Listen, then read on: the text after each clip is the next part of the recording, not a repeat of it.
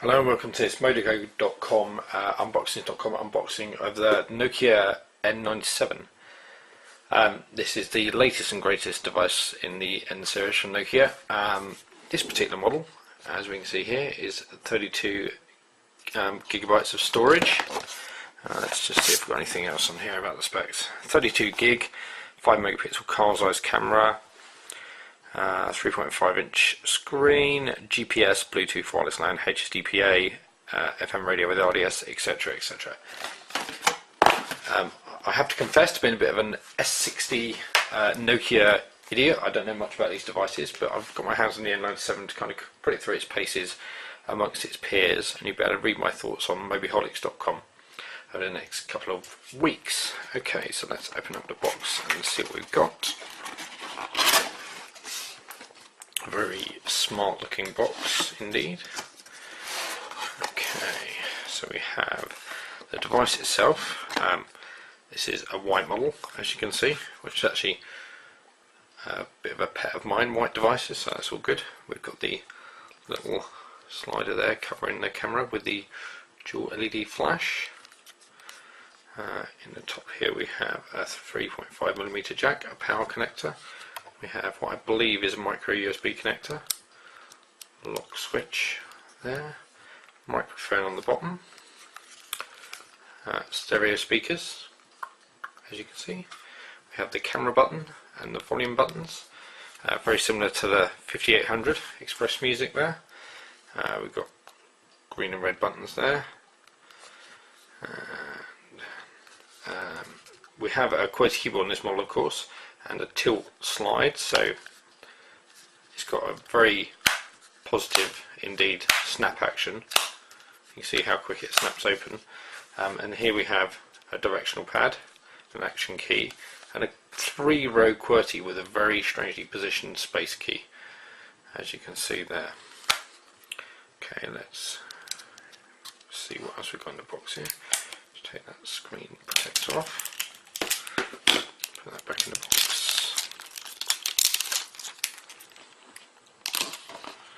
Okay, we have the battery, BP4L with a capacity of 1500 mAh. Just look at how we get the back off. Again, like the 5800, you pull it off from the bottom.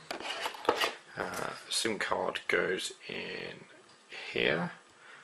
Micro SD expansion, so you can have 48 gig of storage with a 16 gig SD card. 32 gig is probably enough for most people, I would venture. Okay.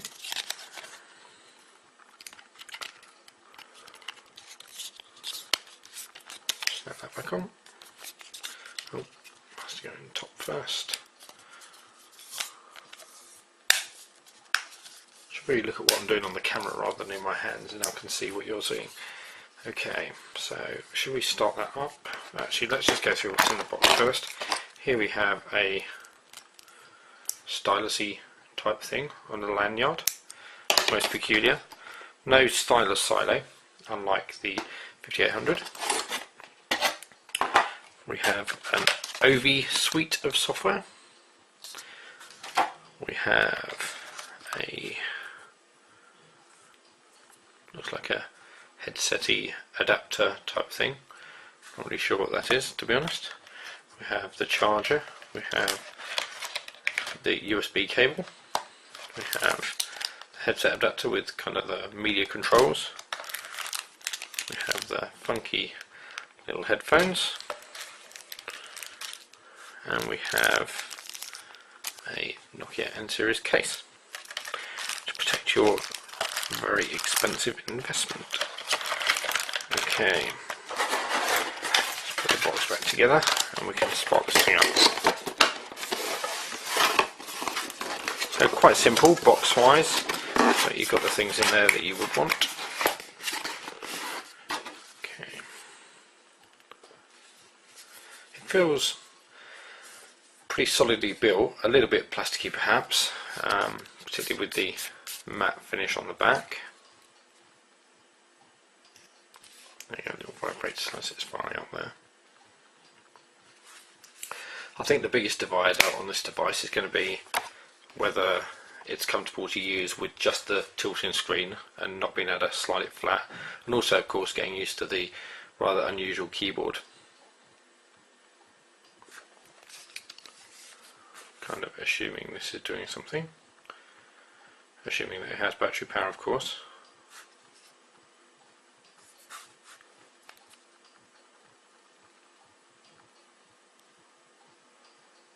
And again, let's see, we need to be getting a lot of life out of it, so let's just pull the battery, give that one more go.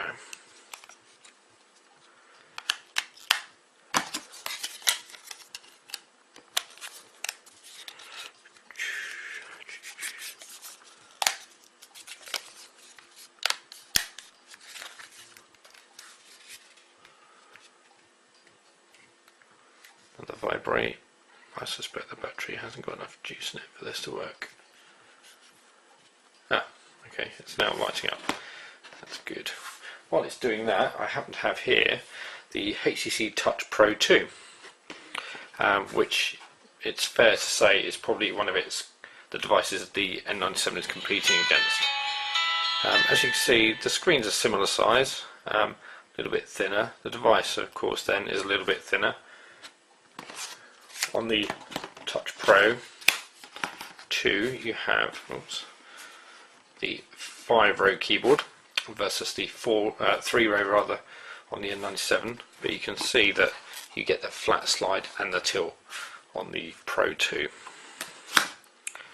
It's very much going to depend of course on whether Symbian S60 or Windows Mobile is your poison, as to which of these might appeal. There we go. Not a huge amount in it in size really. The Touch Pro 2 does feel chunkier because it's wider. Feels a little bit more solidly built perhaps, but there you go. So wing by Mobyholics, and check out my first impressions of life with an N97, and I'm looking forward to hearing your comments as well if you're using or thinking about buying one of these devices. I'm Paul O'Brien from modeco.com and unboxings.com and mobyholics.com.